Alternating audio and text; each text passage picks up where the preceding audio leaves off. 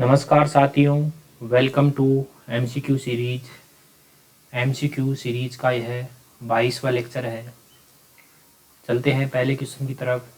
Question number first है, मुगल दरबार और जेसुइट सोसाइटी ऑफ जीसस के संदर्भ में निम्नलिखित कथनों पर विचार कीजिए। पहला स्टेटमेंट है, सर्वप्रथम औरंगजेब ने जेसुइट पादरियों को आमंत्रित करने के लिए एक दूत मंडल गोवा भेजा था, जो कि गलत स्टेटमेंट है। सर्वप्रथम जेसुइट पादरियों को आमंत्रित करने के लिए एक दूत मंडल अकबर ने भेजा था गोवा। ठीक है, तो पहला स्टेटमेंट गलत हो गया। इसके बाद फतेहपुर सीकरी में पहला जेसुइट शिष्टमंडल आया था। पहला जेसुइट शिष्टमंडल फतेहपुर सीकरी के मुगल दरबार में पहुंचा था। और ये कब की बात है? ये 1580 की बात है।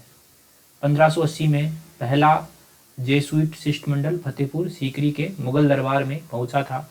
तो दूसरा स्टेटमेंट सही हो गया। और इसके जो नेता थे उनका नाम रुडोल्फ एक्वाविवा था। पादरे रुडोल्फ एक्वाविवा। तीसरा स्टेटमेंट है, पहले जेसुइट शिष्टमंडल का नेता पारदे रुडोल्फ एक्वाविवा था, जो कि सही स्टेटमेंट है। तीसरा स्टेटमेंट सही है। यानी कि पहला जो है दूत मंडल भेजा था किसने? अकबर ने भेजा था गोवा जेसुइट पादरियों को आमंत्रित करने के लिए। फिर जो पहला शिष्टमंडल मुगल दरबार में आया था वह 1580 में आया था फतेहपुर सीकरी में। और पहले जेसुइट शिष्टमंडल के नेता का नाम पारदे रुडोल्फ एक्वाविवा था। ठीक है, चौथा स्टेटमेंट है, जेसुइट विवरण मुगल काल के राज्य अधिकारियों और सामान्य जनजीवन के बारे में फारसी इतिहासकारों द्वारा दी गई सूचना की पुष्टि करते हैं। ये एकदम सही स्टेटमेंट है कि जो मुगल काल के राज्य अधिकारी और जो सामान्य जनजीवन के बारे में फारसी इतिहासकार जो भी हमको सूचनाएं देते हैं, तो इन सूचनाओं की पुष्टि हमको जो जेसुइट विवरण है उससे हो जाती है। तो चौथा स्टेटमेंट भी जो है सही हो गया। तो हमको इसमें सही स्टेटमेंट जो है सेलेक्ट करना था। तो 2, 3 और 4 इसमें सही स्टेटमेंट है। 2, 3, 4 इसका ऑप्शन नंबर डी सही हो जाएगा। चलते हैं अगले क्वेश्चन की तरफ। क्वेश्चन नंबर 2 है, यूरोपीय व्यापारियों के संदर्भ में सूची फर्स्ट की सूची सेकंड के साथ सुमेलित कीजिए। सूची फर्स्ट को सूची सेकंड के साथ सुमेलित कीजिए। सूची फर्स्ट है निर्यातित वस्तुएं और सूची सेकंड है संबंधित स्थान।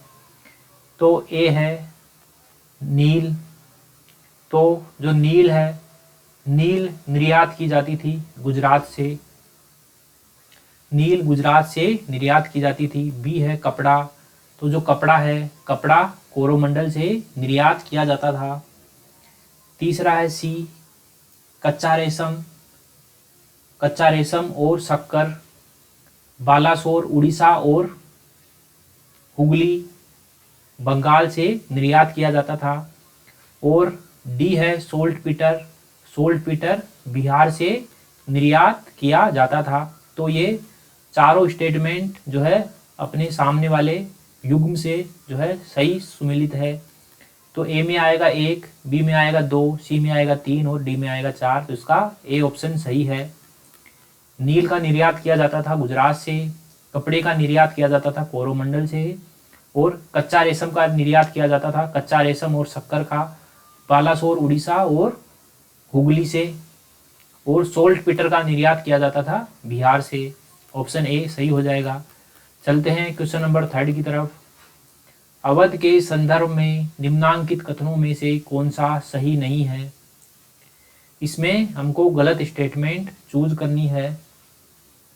ठीक है, पहला स्टेटमेंट है, नवाब वाजिद अली शाह ने अपनी राजधानी फैजाबाद से लखनऊ स्थानांतरित की थी, जो कि गलत स्टेटमेंट है। जो राजधानी लखनऊ स्थानांतरित की थी उस नवाब का नाम था नवाब आसुफउद्दौला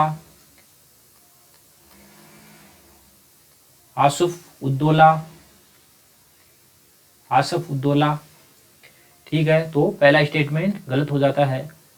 दूसरा स्टेटमेंट है नवाब आसफउद्दौला ने मुहर्रम मनाने के लिए लखनऊ में इमाम बाड़े का निर्माण कराया था, जो कि सही स्टेटमेंट है। और ये इमाम बाड़े का निर्माण करवाया गया था 1784 में। ठीक है, तो दूसरा स्टेटमेंट सही हो जाता है, लेकिन हमको इसमें जो है गलत स्टेटमेंट जो सही नहीं है वो स्टेटमेंट इसमें चूज करना है, तो पहला स्टेटमेंट इसमें गलत हो जाएगा, यही हमको चूज करना था, तो ए ऑप्शन इसमें सही हो जाएगा। चलते हैं अगले क्वेश्चन की तरफ। क्वेश्चन नंबर 4 है निम्नलिखित में से कौन 18वीं शताब्दी में अवध राज्य का संस्थापक था।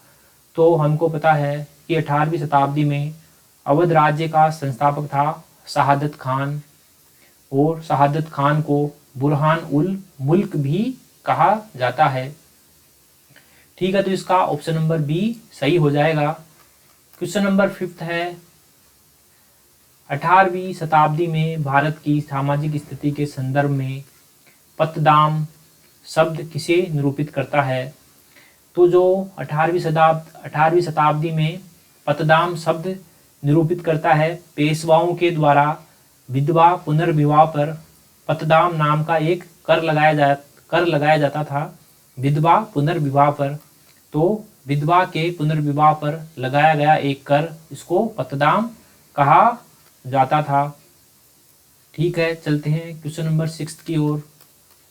क्वेश्चन नंबर 6 है पानीपत के तीसरे युद्ध के समय पेशवा कौन था। तो हमको पता है कि पानीपत का तीसरा युद्ध 1761 में अफगानियों से लड़ा गया था, और उस समय अफगानी नेता था अहमद शाह अब्दाली, और उस समय जो है पेशवा था बालाजी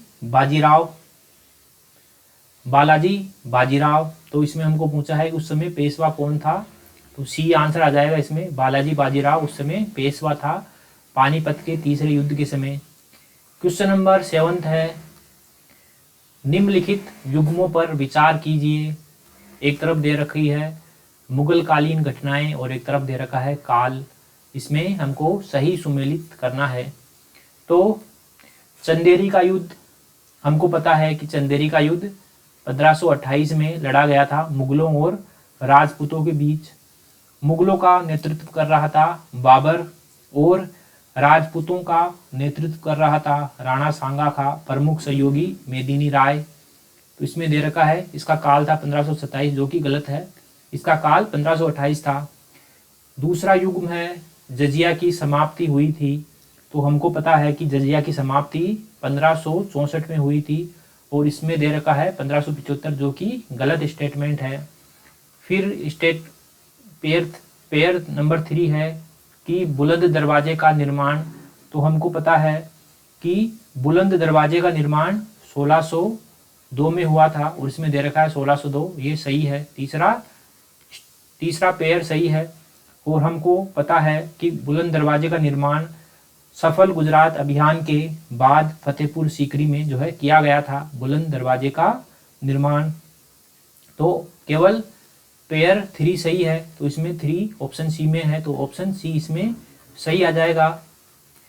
क्वेश्चन नंबर 8 है अग्रहार के संदर्भ में निम्नलिखित कथनों में से कौन सा सही है।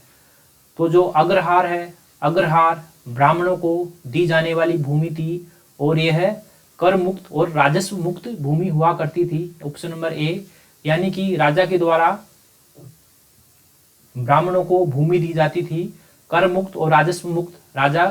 राज्य के द्वारा जो है इस भूमि पर कर नहीं लिया जाता था, राजस्व नहीं लिया जाता था। तो इसका ऑप्शन नंबर ए सही हो जाएगा। क्वेश्चन नंबर 9 है निम्नलिखित कथनों पर विचार कीजिए, और हमको इसमें सही स्टेटमेंट जो है चूज करना है। पहला है हर्षचरित नामक पुस्तक की रचना हर्ष ने की थी, जो कि गलत स्टेटमेंट है। हमको पता है कि हर्षचरित्र की रचना बाण भट्ट ने की थी। ठीक है, दूसरा है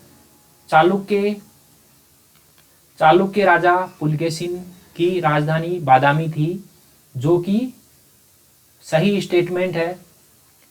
वर्तमान कर्नाटक के आधुनिक बीजापुर जिले के बादामी में जो है चालुक्य राजा पुलकेशिन की राजधानी थी।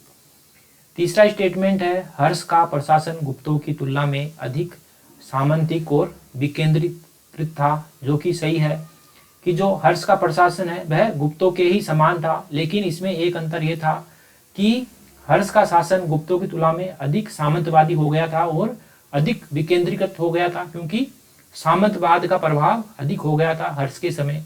तो तीसरा स्टेटमेंट सही हो जाएगा। तो इसमें आंसर हो जाएगा 2 और 3। ऑप्शन नंबर सी सही हो जाएगा इसमें।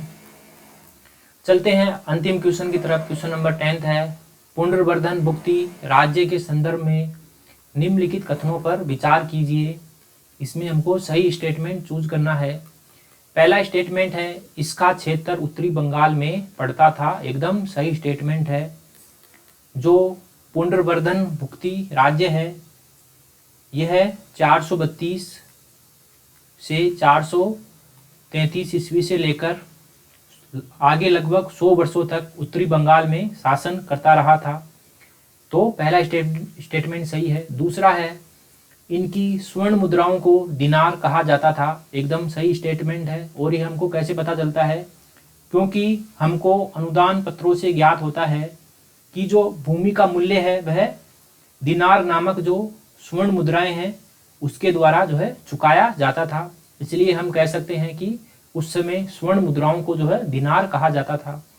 तीसरा है, यहाँ धार्मिक प्रयोजनार्थ कर मुक्त भूमि दान दी थी।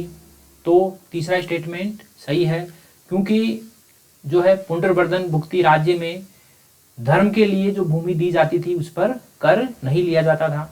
इसलिए तीनों स्टेटमेंट इसमें सही हो जाएंगे। डी ऑप्शन इसका सही आंसर होगा। ठीक है साथियों, MCQ सीरीज का 22वां लेक्चर यहीं समाप्त होता है। मिलते हैं अगले लेक्चर में, तब तक के लिए थैंक यू वेरी मच।